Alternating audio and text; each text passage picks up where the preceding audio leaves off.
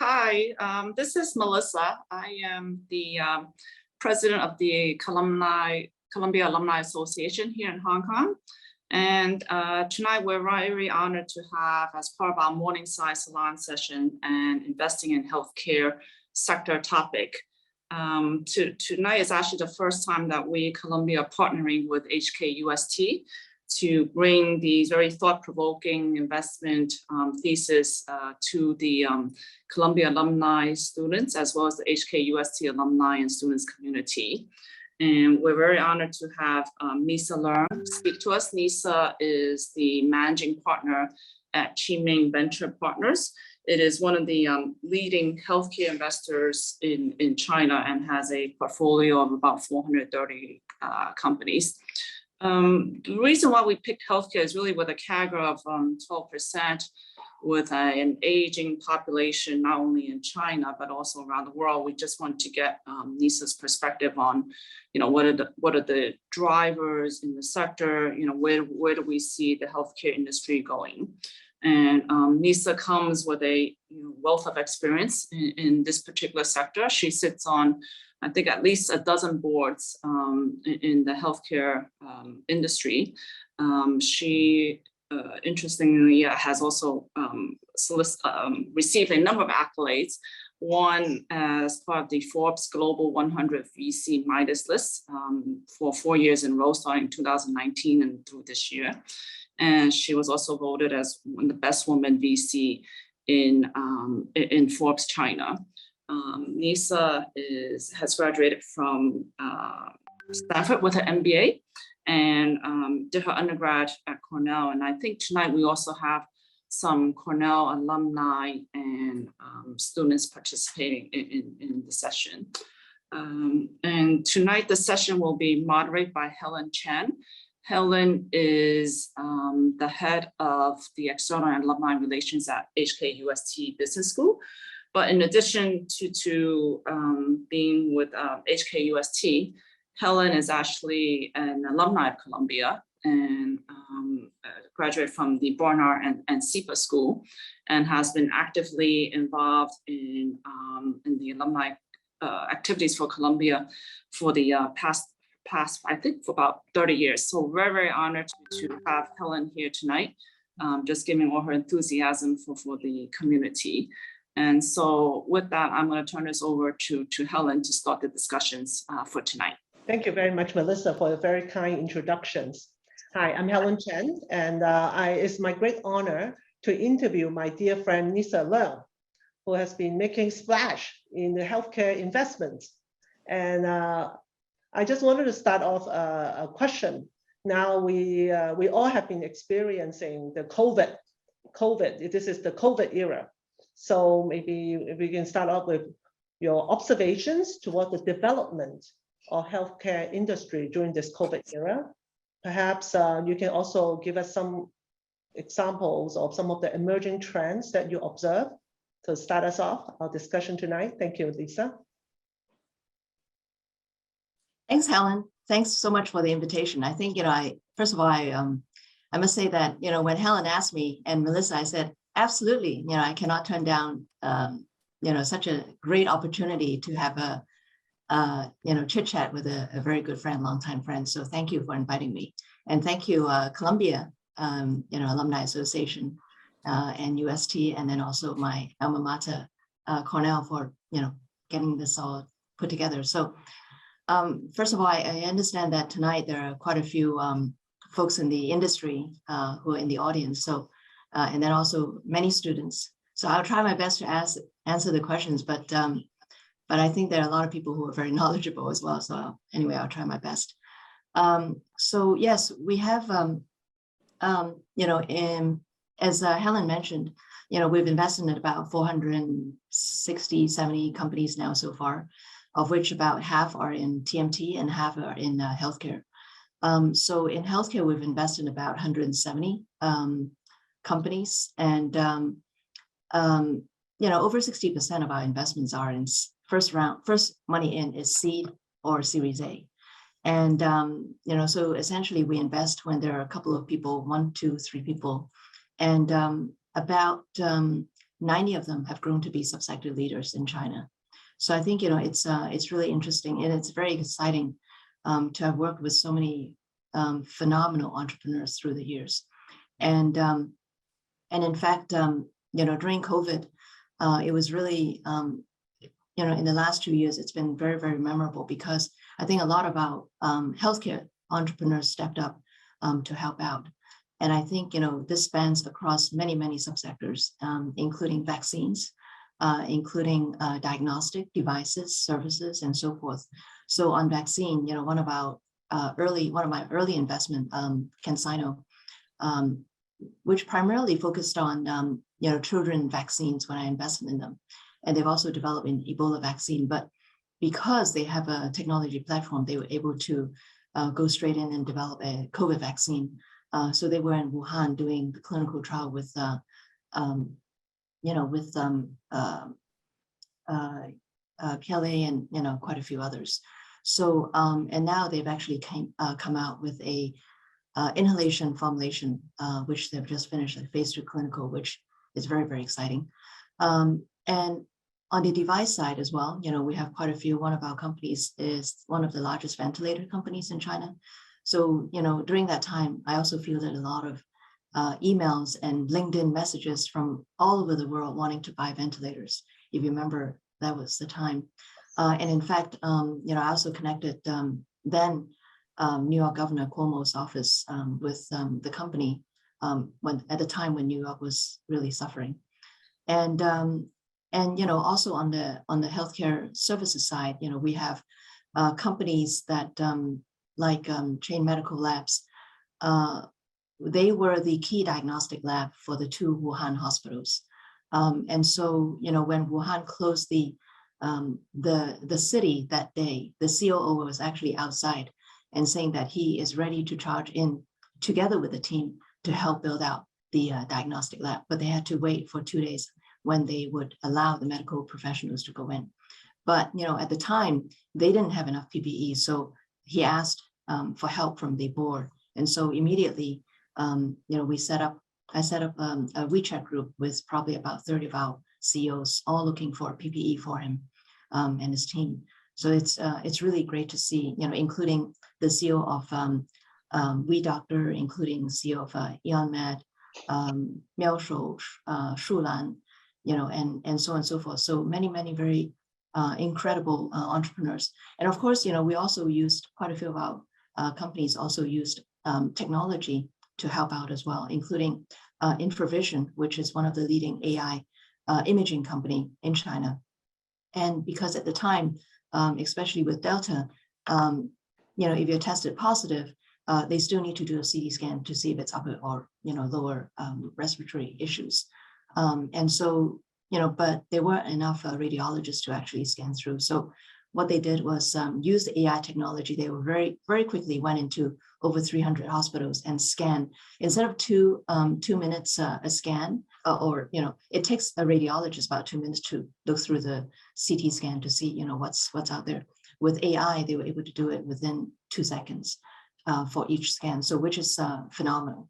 And so I think, you know, it's really great to see, you know, folks coming together. And in fact, you know, when Hong Kong had our 5th wave, at the beginning of the wave, and, you know, as you all recall, the rapid antigen test was so expensive, $120, $150.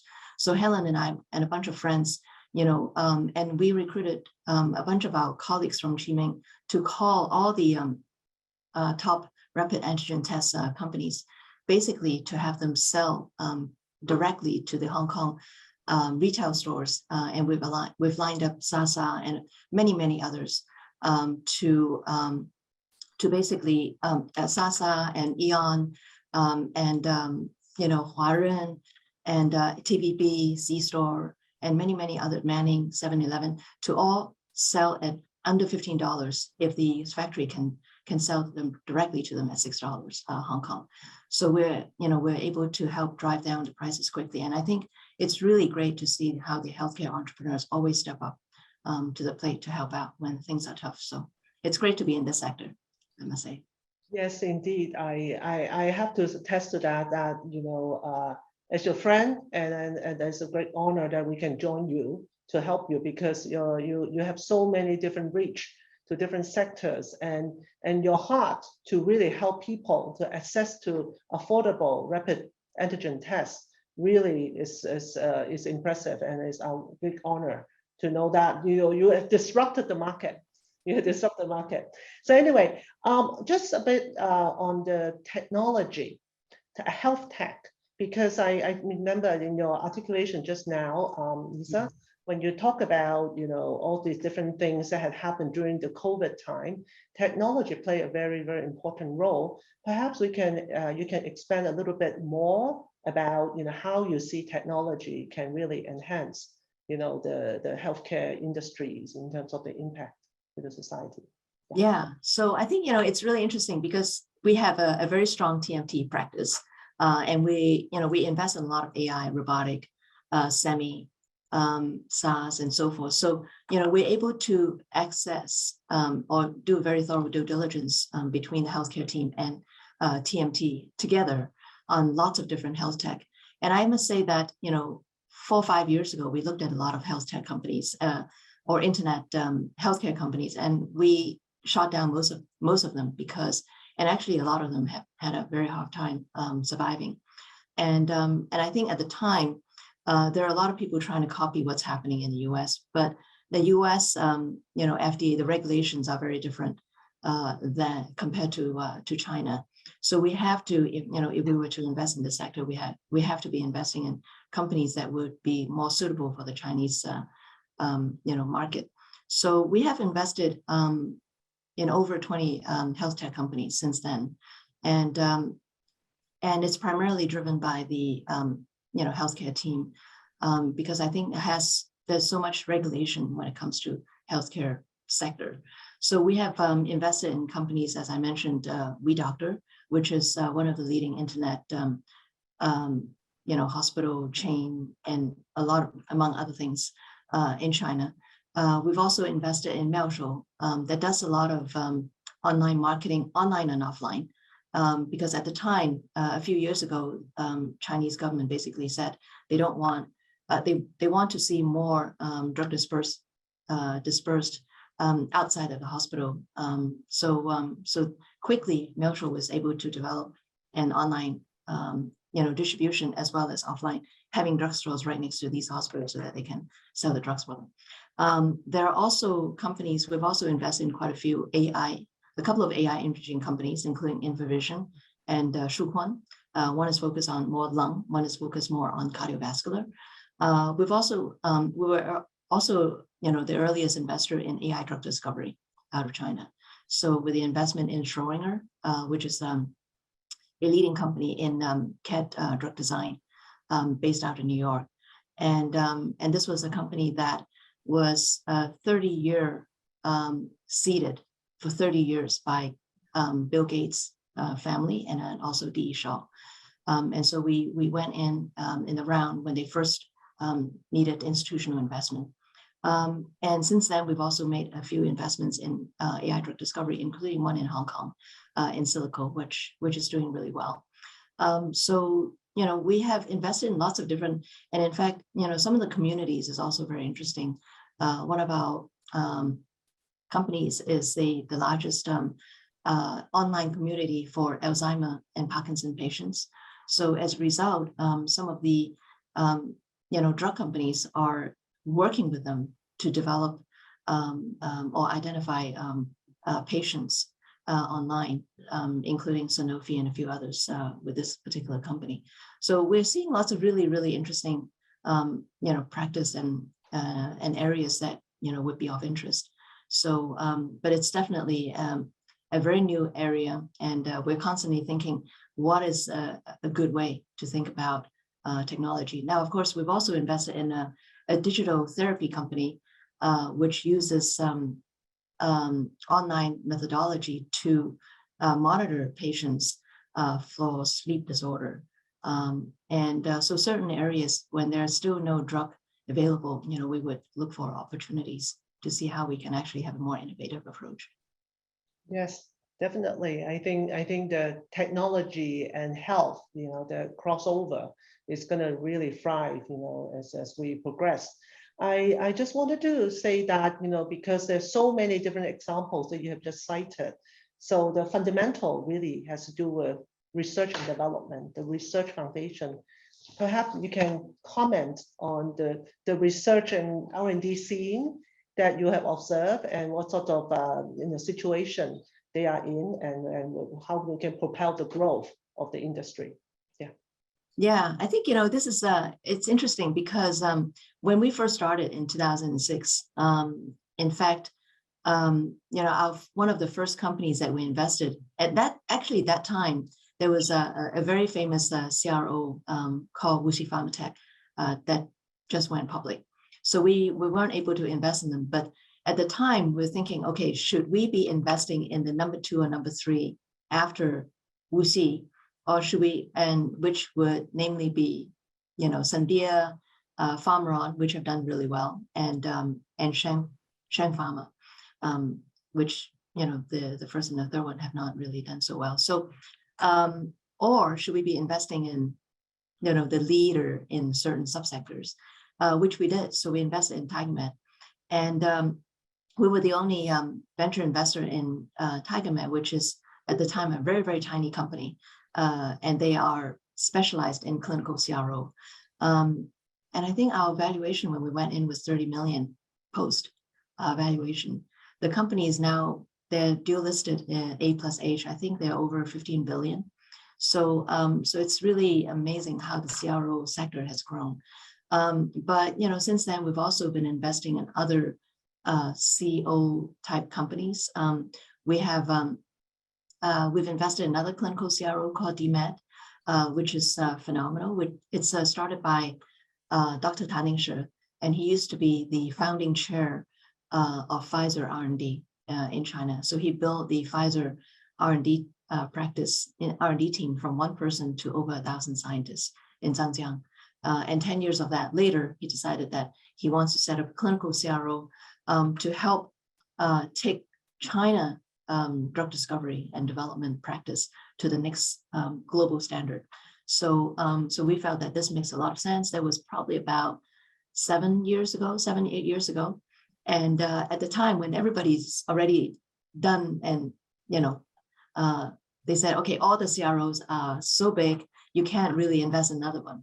So when we invest in DMed, when there was only 1 person, everybody thought that, we're crazy. But, the company actually went on to grow and grow. And in fact, early last year, they bought the 4th largest clinical CRO in the US, CliniPace. So they're now operating in 23 countries worldwide. So it's really great to see a company that we invested when there's only 1 person to now, in 8 years, a 23 country-wide operation. So, but, we've also invested in other areas like preclinical, CRO, which is actually they're opening a branch in Hong Kong at the Science Park as we speak. So this will probably be the first GLP lab out of Hong Kong. And, hopefully this will help a lot of the Hong Kong centers and, lots of other,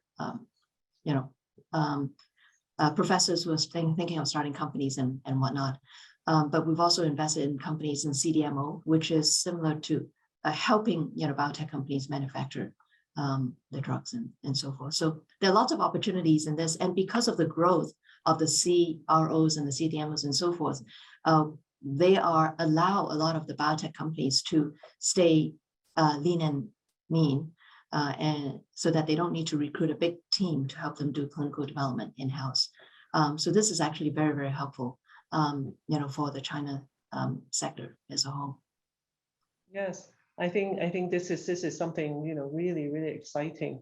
And I just wanted to bring in a bit more about the listing of Chinese biotech companies. So there are a lot of health tech players in China have been IPO, and then unfortunately some of them have making losses. Yeah, and Most of them are. some of them, yeah. And what would be your perspective? Because it's an area that that you're probably most familiar with. Is it a short-term phenomenon, or is something that you may want to comment on?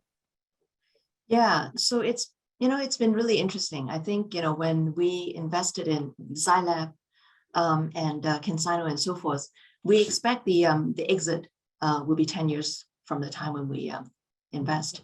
In fact, I remember at the IC, my partners were saying, gosh, CanSino is not going to have any sales for like 9 years. Why do we want to be investing in this company? And I think, we're very fortunate. The whole sector is very fortunate that, first of all, there is US as an, exit opportunity or another fundraising opportunity in NASDAQ and NYSE. But a lot of it's actually very difficult for a lot of the Chinese entrepreneurs to try to list their companies in US, either because of language or because of their model is not, it's not very sexy. So, and there are also a lot of investors in US, they don't necessarily know how to model and look at how to model a Chinese healthcare company. So, we're very fortunate that Hong Kong Exchange decided to launch the 18A and all these regulatory changes, and shortly followed by Starboard and CHEX, and now the Beijing board. So I think that's it's really phenomenal. And since then, quite a few companies have gone public in Hong Kong through the 18A regime and Starboard and so forth. And they allow the pre-revenue biotech companies to list here. So I think at the beginning there were some biotech companies, namely a lot of PD-1 companies, and then I think it got launched. 18A got launched around March, April timeframe, and so quite a few of the companies actually went public and then went underwater. So people were, a lot of the public investors were very skeptical about the sector, and we were worried that because there are some exchanges that introduced these more aggressive pre-revenue regime, such as Germany, and they didn't last very long. So I think we were very conscientious that we have to be bringing to the exchange some really good quality companies, at least the first few batches, so that it can create a really good ecosystem of companies to be listed. So at the end of that year, I remember companies like Innovent, they had to price their the valuation down quite a bit from the original ask, so to attract the public investors. And same thing for CanSino. I still remember we were in the printer's office, and it was early December, and basically Morgan Stanley told us, it's probably going to be very hard to get investors in, and so we had to delay, and everybody was so disappointed. But I'm very glad that we did, because the following year, March, we relaunched the IPO, and it was a very good launch. But because we were introducing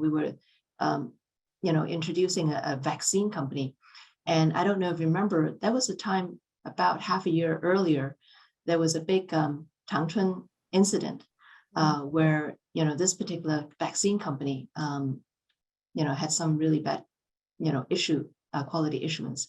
So and the chairwoman was arrested. So it was a very bad time to actually try to introduce a vaccine company for listing. And everybody said, oh, I only invest in PD-1. I don't know anything about vaccine. We don't invest in vaccine. So, but ultimately, the short story, basically, CanSino became the best performing 18A listing in Hong Kong since our IPO because of COVID and so on and so forth. But through the last 3.5 years, I see that there are a lot of public investors also learning more and more about different sectors. So when we launched Venus MedTech, people said, oh, we don't invest in medical device. But after the successful IPO of Venus, then after that, a lot of other medical devices companies also went public. So it's great to see that more and more subsectors are being introduced in the 18A and having a much broader portfolio of investment for public investors to invest. Now, when it comes to the volatility in the last half a year, it's been a very tough market. I was catching up with a partner at Goldman Sachs, focused on healthcare yesterday in New York, and the XBI, which is the healthcare index in the U.S., has dropped 50% since the height early last year. So, and it's the same thing for Hong Kong, and a little bit less so for A-share. So I think that it'll be interesting to see, but I don't, I think we've dropped so much that now it's become quite attractive to invest in the sector. And I think that more and more investors are, at least what we're hearing, they're saying, gosh, US is really expensive. We should start thinking about investing in China. And incidentally, I also want to introduce that, because of our experience in, taking companies public, it got so frustrating. And because there's so many public investors who don't understand healthcare. They know about tech, they know about Tencent and Alibaba. So, we decided to launch a public fund called Spring Hill. And coincidentally, Jane, who's also, I think she's also here listening. I'm like, hi, Jane. So anyway, she's also a Columbia grad. So it's great to be participating in the Columbia event. You guys have amazing. Thank you. But on the Hong Kong sector, so maybe now, thank you for bringing all these, experiences that you've seen, and maybe if you can add a little bit more about going forward, Hong Kong, strategic positioning in the healthcare industry development. I mean, Yeah. So I think it's in the last few years. I think probably about 6 years ago, we launched a venture investors alliance in Hong Kong. Basically, there's so many of us who are venture investors in China or US, and we live in Hong Kong. And back then, we were able to fly up, every Monday and then come back Friday. So we thought, why don't we come back a little bit earlier and then spend one Friday every month to meet with these Hong Kong entrepreneurs. So we did, and gave them lots of advice and what's really happening in China and so forth, and link them with potential partners. I think that, and this spans across different sectors, but for healthcare, it's really interesting to see that the State of the Union address, whatever you call it, is she really focused on healthcare. And it was healthcare and AI before, and I think these two sectors are, Hong Kong is really trying to focus on that. And so with the introduction of Hong Kong, which I was also on the judging panel, for some time, and then the STEM professorship, and then we see that there are probably over 20 Hong Kong centers, half of which are focused on healthcare. We hope that this will create a nice cluster of companies, starting with Dennis Lo's companies to and Nancy Yip and a few others, of course, UST Nancy, and then so I think there are a lot of really smart academics. Now the question is, how does one go from the lab to translational medicine towards into the clinical development? And I think that's still a challenge for Hong Kong right now. Mm-hmm. And I hope that the company that I mentioned, one of our portfolio companies, ZSHK, would help bridge that gap. But I do believe that there is some, potentially some interesting technology coming out from Hong Kong. Namely, we've invested in a few Hong Kong companies in silico medicine, which I mentioned before. And they are probably now one of the leading AI drug discovery companies in China. And there's also Cornerstone Robotics, which is, we believe is also one of the leading surgical robotic company out of Hong Kong, but for China right now. Mm-hmm. And a couple of others as well. Gen Edit, it's a base editing company out of Science Park. So, we we hope that there will be more and more opportunities, and we like to be able to create some potential unicorns out of the healthcare sector in Hong Kong.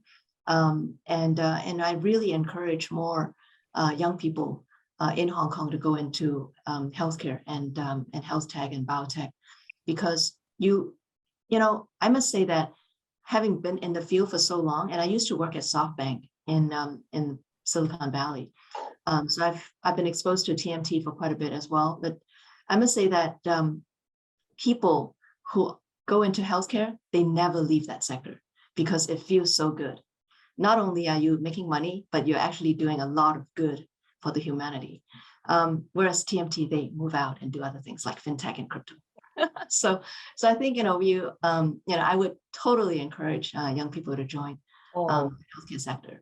For sure. Well, it is very exciting because sometimes we get very confused, thinking that Hong Kong is very finance driven, and so there's not a lot of ecosystem per se, to do anything as complicated as a healthcare industry. But your examples of some of the investee companies that are actually active in Hong Kong is really music to our ears, and of course.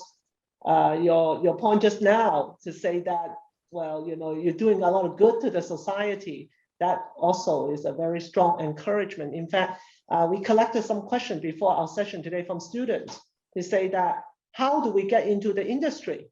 So do we need to have professional background, in anywhere? So if you can have any kind of pointers, to our students, that would be wonderful. Yeah. Yeah, well, I think it depends on what healthcare sector you're trying to get into. I think that, it's interesting because, for the folks who graduated 10 years ago, a lot of the technology, the new modalities, we talk about mRNA, that's one of the new modalities. There's so many more out there, KRAS, ADC, RNAi, and, so on and so forth. So the question is, gene editing, and even gene editing, there are multiple, different generations of such. So there's so much that with so many new technologies out there that I would totally encourage young people to think about. First of all, if you really want to go into healthcare, you can either go into the biotech or some are going into bioengineering. But that would go straight into potentially, medical devices or maybe some material science and so on and so forth. But when it comes to biotechnology, it could be a wide range of different areas, depending on what your thesis is. For folks who are going into, that's in research. And then, of course, if you go into sales, then you may not necessarily need all these degrees. But for venture, to become a venture investor in healthcare, most of our colleagues have a PhD. I'm the only one who doesn't really have one. So I rely on, and they all have PhDs in all the different areas.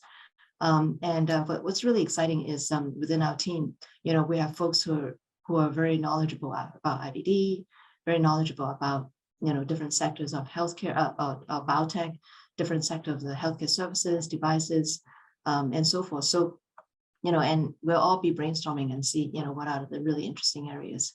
But I do think that, I had somebody who come to me about 3 years ago and said, he's been in BD, doing business development for a healthcare company.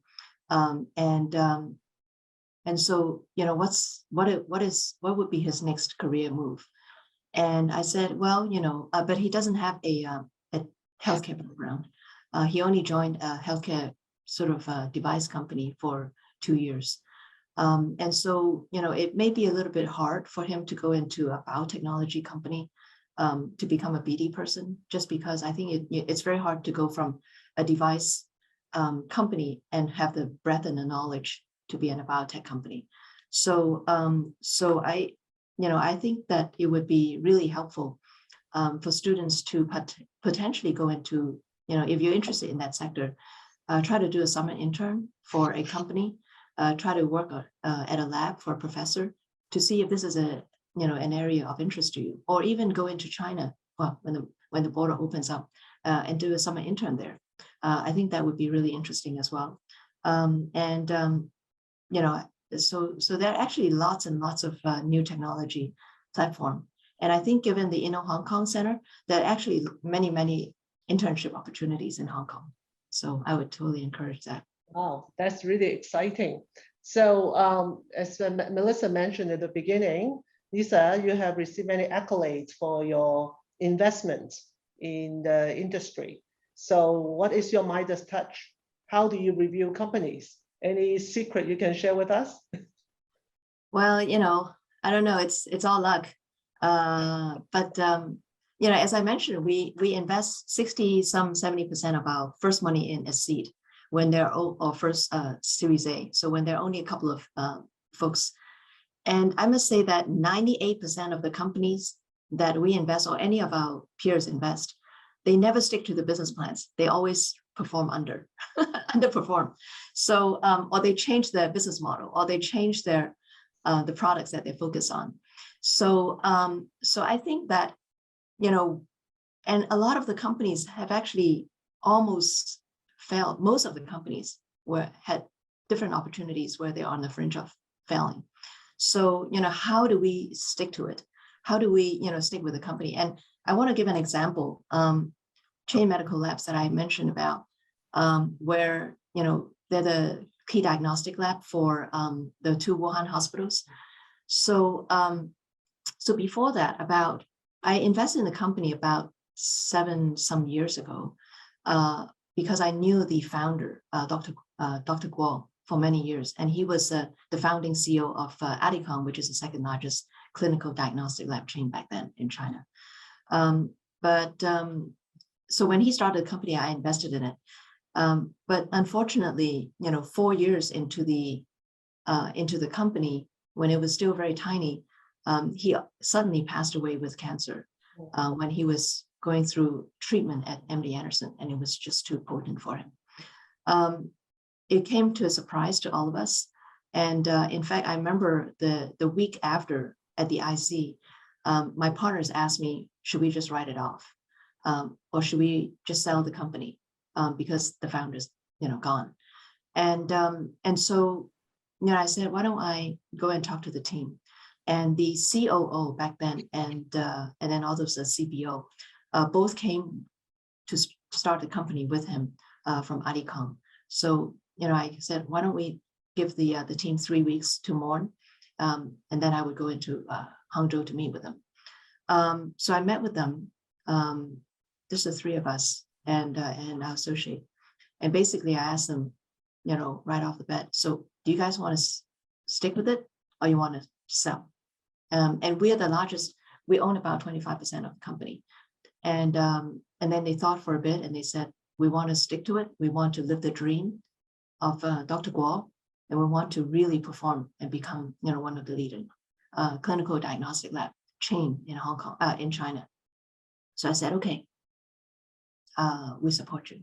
So basically, I had to go back and tell the partners, we're gonna, continue to stick with them and then work with them. And in the meantime, quite a few existing investors said they want to sell down because they don't believe that the team could perform. So we helped them exit and find buyers. So, since then, the company has grown from the 9th largest clinical diagnostic lab chain to the 4th largest, and the other 3 are all public companies. So I think I'm very, very proud to have stuck, with the team, and how amazing they have done. And in fact, they're the largest clinical diagnostic lab, COVID testing lab in Shanghai. So, Sun Chenan, Fu Zhongli just visited them 3 weeks ago at the site. So I think, I'm just really, things like that. I think every company has many, many stories that we can share. In fact, before, I usually have a virtual background, of a company called Gan & Lee. And, this is a company that the Dr. Gan, when I invested, it was so tiny that I remember a good friend who was at the time the head of Merck said, oh, forget it. I mean, this company does not grow. It was continuous 3 million RMB of profit for 3 years, they don't grow, don't invest in it. But I decided to invest, and since then they have grown to be the largest insulin company in China, and selling to 20 some countries worldwide.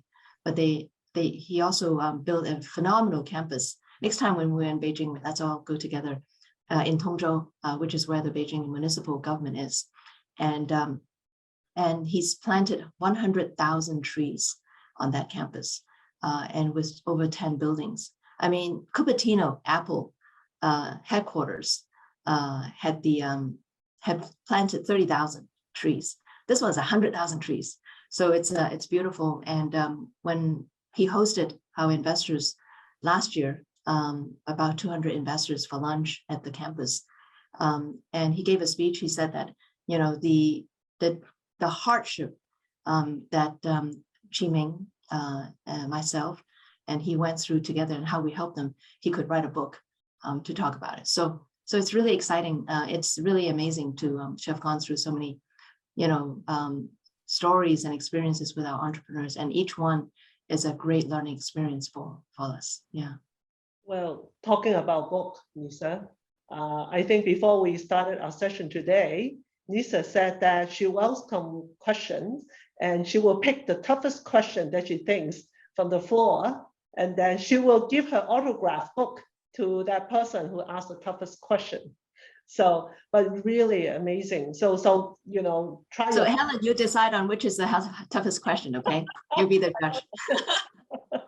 But really, I mean, our chat room already has a bunch of questions that I thought I will go through them, so that it's to pick the lucky winner, or we pick the lucky winner together to get your book autographed. But I just wanted to, you know, wrap up on this one, because I think we got through a lot of very excellent examples, you know, of your journey with the entrepreneur and how you really stand by them and all these things. So just note about looking forward. I mean, do you have any kind of you know, vision and views about the growth of the industry, and any comment before we dig into the questions that are coming from the floor? Well, I think the sector will just continue to grow. I think, you know, when I first started, you know, in healthcare in China back in 2002 and 3, after B school and starting companies in China, I think back then China was like the 7th or the 8th largest healthcare market in the world. Now we've climbed to the 2nd, and you know, maybe in a few years' time we may be the first. Who knows? But you know, I think the China healthcare sector will only continue to grow as a domestic market, as well as a market that will be creating lots of new drugs and devices and testing for the world. I do believe that, and I, you know, when I spoke at the Harvard MIT healthcare conference, the Partners Healthcare Conference about 3 years ago in Boston, I remember the conclusion everybody had was China will be the solution to affordable healthcare for the world. And I still believe that, and I will continue. You know, we're working towards that goal, and I think we still have a long way to go, and there's still a lot of work to be done. Yeah, well, that's really. That's why we need more and more HKUST students and Columbia students to go into healthcare, and Cornell. Yes, we must encourage them after this session. Thank you so much. It's a very high note of all the great sharing you have with us so far. So the floor, my goodness, my iPad is filled with questions. So maybe I will look at some of them. Okay, well, this is geopolitical. How will the industry outlook change after, you know, in light of the US-China tension? Well, you know, I think a couple of our companies in TMT side have got blacklisted, including Face++ and a few others. I think, you know, healthcare, you know, there was you know, a few weeks ago, there was, you know, one of our companies, Zylab, was also one of the first companies that got listed for potential delisting out of the, you know, by SEC. And since then, they have announced that they are switching auditors to a US auditor. You know, I think that so far it hasn't really hit healthcare sector yet. You know, so, you know, and hopefully we'll stay off the radar. But there are certain sectors subsectors, we cannot invest, or foreign money cannot invest into US. And so, we've been very cautious about investing in US. In fact, we have set up a US branch with a completely US team to invest in US. So to avoid any of these situations. But yeah, so far we've been okay.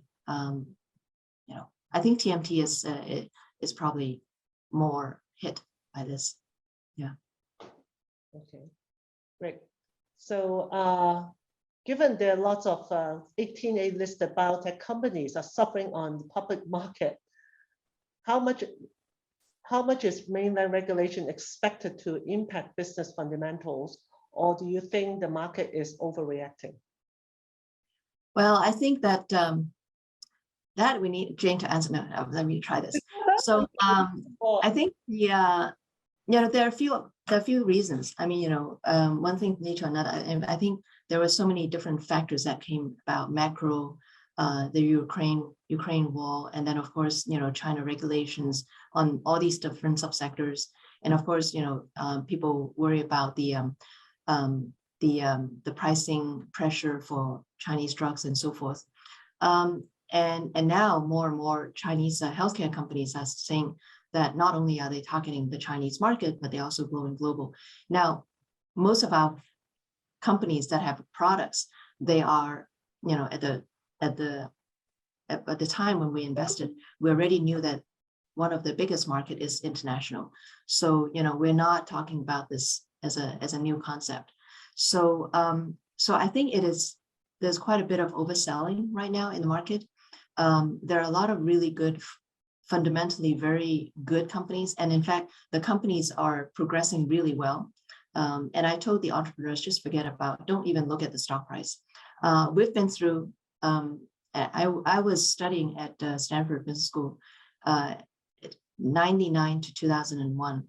And I still remember back in 99, a very famous VC came to campus and spoke and said, if you don't have at least $35 million for your first year marketing, you're dead, you're nobody. After the bust, a year later, he came back and I asked the same question. Oh, so what do you think of what you said? Oh, I was so wrong. So, but I think that was then, and this is now. Now, the thing is, a lot of the healthcare companies that we have, that are listed on 18A, at least with the Qiming portfolio, they are subsector leaders in the different fields. So, and they are, in fact, even during the last 2 years, they're doing really great things. And so, I do believe that when the price starts coming back, when the buyers start coming back into the market, the good quality companies will come back, and really, the uptick of the stock price will come back. And I do believe that this is a very good time to buy them, some really good quality companies. Yeah. Great. Okay, now a bit about birth rates in China. So the birth rate in China is low, according to this person's question. Many people say that IVF technology is very promising. Do you have any views about the technology? Yeah, well, I think that, we continue to look at lots of different sectors. We have an investment, which is an IVF, clinic chain in China to help. But I think I do believe that it's important to invest only if the quality of the product is good. And, we're still looking at, looking for a good quality IVF company in China. But however, with that said, 2 years ago, I felt that, how come we have progressed so much in, in cancer, in diabetes, in cardiovascular, but nobody's really paying any attention in women's health. So, I had my team look at, a very thorough research in women's health, and, globally and in China. Specifically, I felt that, fibroids, endometriosis, these are, key areas of infertility, key reasons for infertility. We should try to solve the issue and the root of the issue. So so then we found only one company focused on this area, and we invested in it, and that's called Hope Medical. So started by Professor Xiao Ruiping, who's also a professor at Beijing University, and also the only associate editor of New England Journal of Medicine in China. So I think we would like to really, hopefully soon, the infertility level would continue to go down, not only in China but global, and this is why our sector is so exciting. Yeah, exactly. Well, we love that, women's health. In fact, actually, we collected one question before our session, asking about women's health, and so you kind of answered that question already. Thank you. So so there's a following question to say, taking a longer term view, what themes are most compelling from an unmet need perspective at both macro and micro levels? And what areas need significant levels of awareness building and education at the societal level? Yeah, I think we feel that there's so many areas that are still need to be done. I think until we can get to a lifespan of 200, we have a lot of work to be done. So yeah, so that's why we need more folks coming in. So but I think that there are a lot of different areas. As I mentioned, what can we do for Parkinson patients? What can we do for Alzheimer patients? What can we do for sort of things and fall, right? So it's schizophrenia and a lot of other areas, cardiovascular, diagnostic, oncology. I mean, the 5-year survival rate for cancer in US is about 70%. In China, it's still about 40-some%. Why? So I still remember when I first, one of the companies that I co-founded is the first private cancer clinic in Shanghai. Back in 2003, I think the 5-year survival rate for cancer in all of China is about 24%. So we have already progressed, well, but we still have a long, long way to go. So, so I think, same for, eyes, same for ears. There's a whole lot of areas. So, I don't know. I mean, we're constantly thinking. I mean, another case in point, early last year, I felt that, if we simply rely on rapid antigen tests, it does not provide us accurate enough testing at home.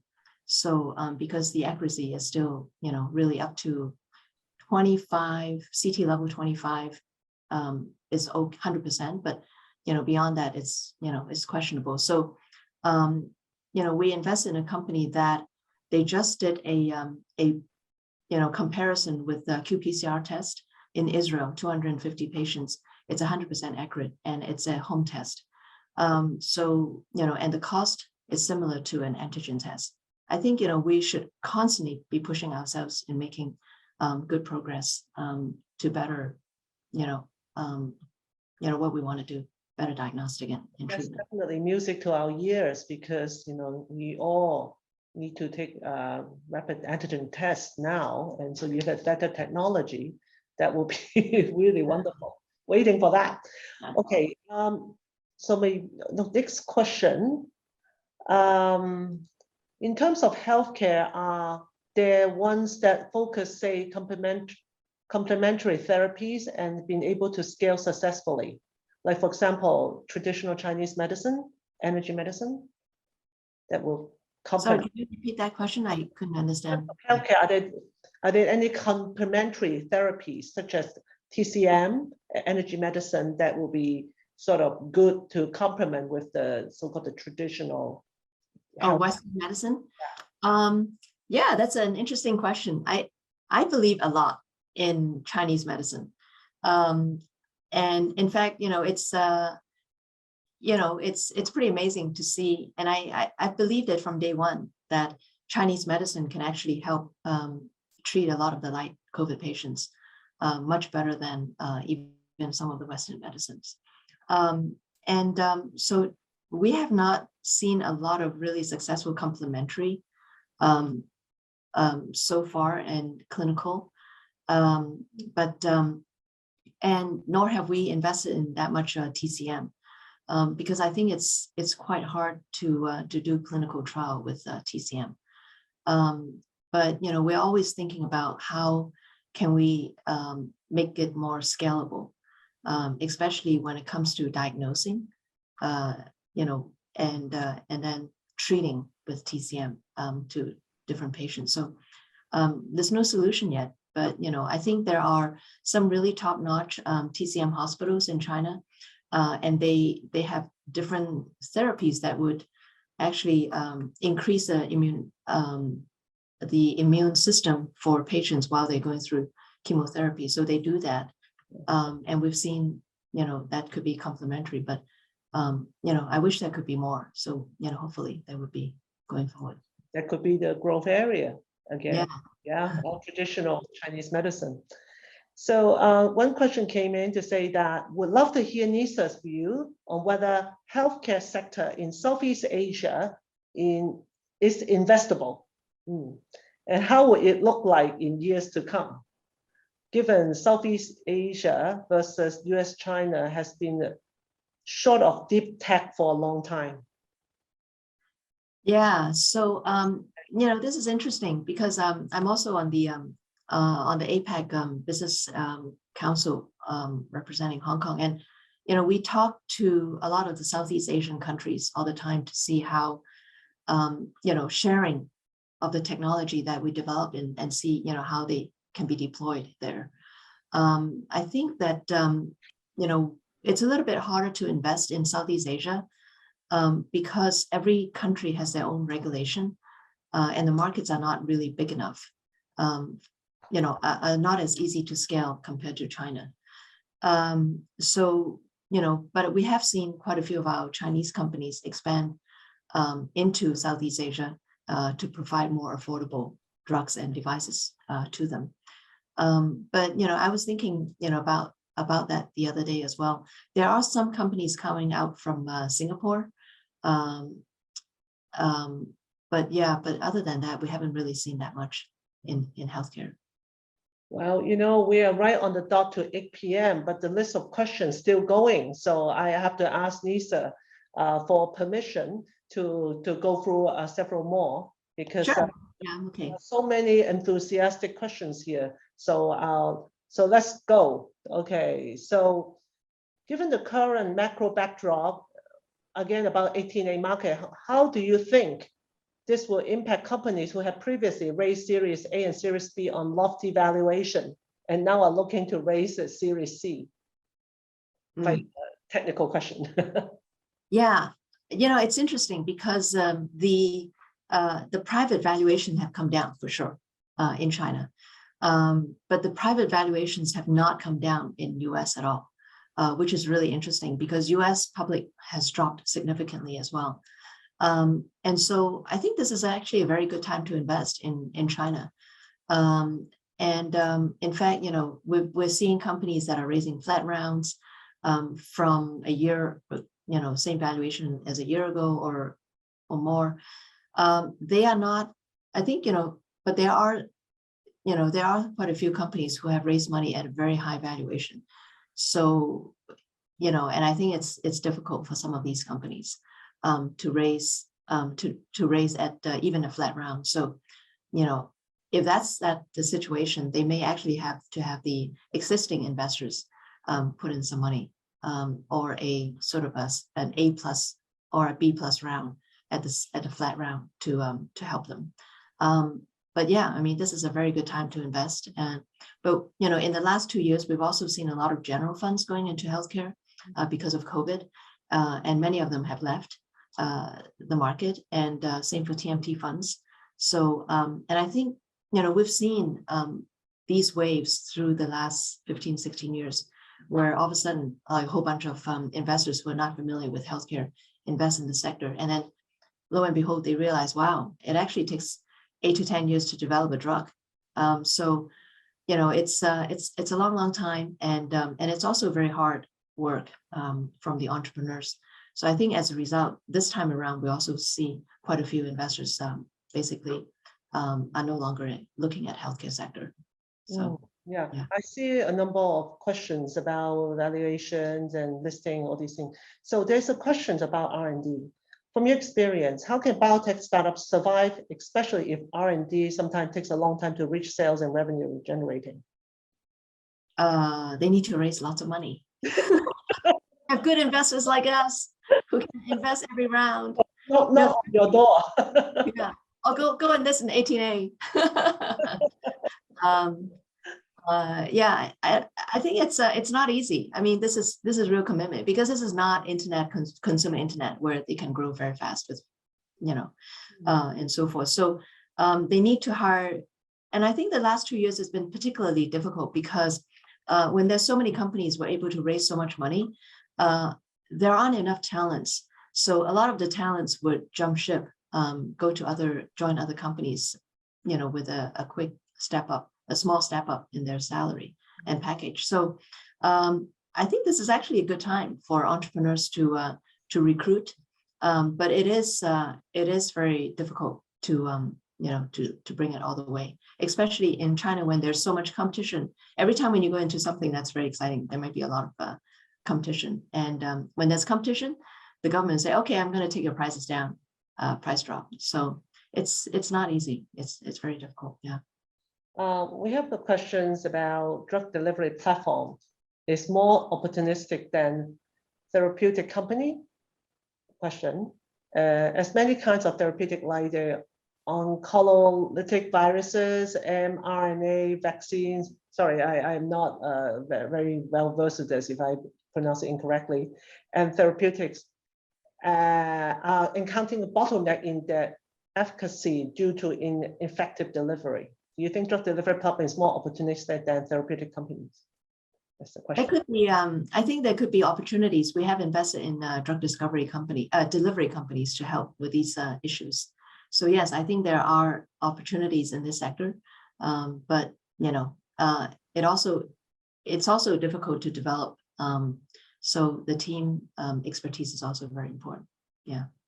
Yeah, well, that's a very interesting question I just saw. How would you decide if you should sell and invest the company? When to sell an invested company? Yes.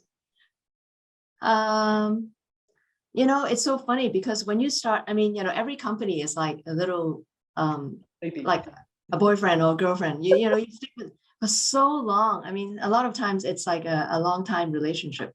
You almost don't want to say goodbye.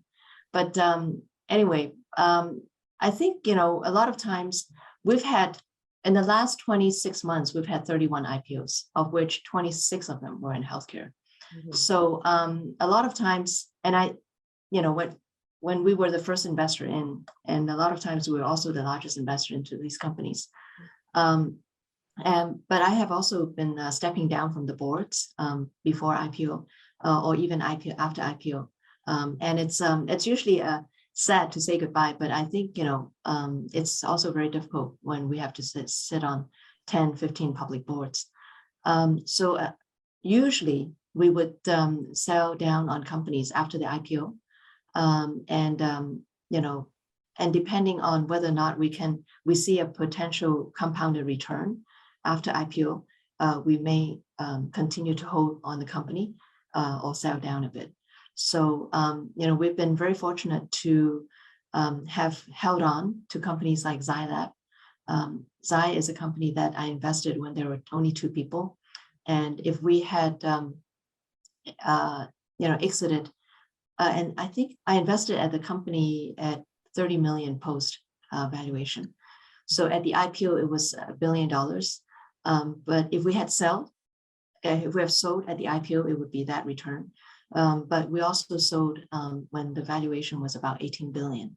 So, so it's also a different type of multiple. But I believe that, companies like Zai are very, very good companies. And I do believe that they will continue to grow phenomenally. So, but at some point we do have to say goodbye. Yeah. But, even if we sell down on these companies, we continue to work with a lot of our portfolio companies because we do believe that a lot of them will become acquirers to our future portfolio companies. So, we maintain a very close relationship with our entrepreneurs, just because, they're great people, and they're also, phenomenal leaders in their sectors. Okay, a question about AI. AI pharmaceutical and synthesis biology concept companies are prevailing these days in the medical investment field. What is your view about these areas? Sorry, which sector? AI pharmaceutical and synthesis biology concepts? Okay. Yeah, I mean, as I mentioned, we were the first investor in Schrödinger, well, after Gates and DC Shaw. So I think, we do believe that there are a lot of great potential. In fact, we also connected Schrödinger to Zai Lab, and they consummated a $800 million deal, US. So I do believe that there potentially could be opportunities for AI drug discovery companies to make drug discovery a lot cheaper, a lot faster. But I think there's still a lot of bluff in the market right now by a lot of folks. I think most folks cannot really deliver what they claim they could do. There are some who can, but we're still at the stage where we need to have more clarity and then also more deliverables out from these companies to convince the different sector players and so forth, and big pharma. And synthetic biology, it's a very hot field. I mean, so we also need to see how this sector grows. We've also have investment in this area as well. Yeah. Wow, you seem to have your hands everywhere.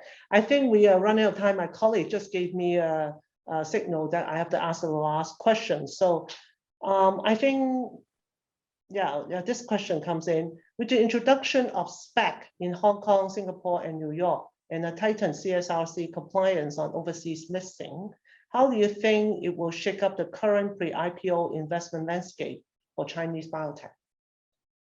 I don't think it's going to make such a difference because first of all, I think there are quite a few New York SPACs trying to ask the Chinese company to list in US.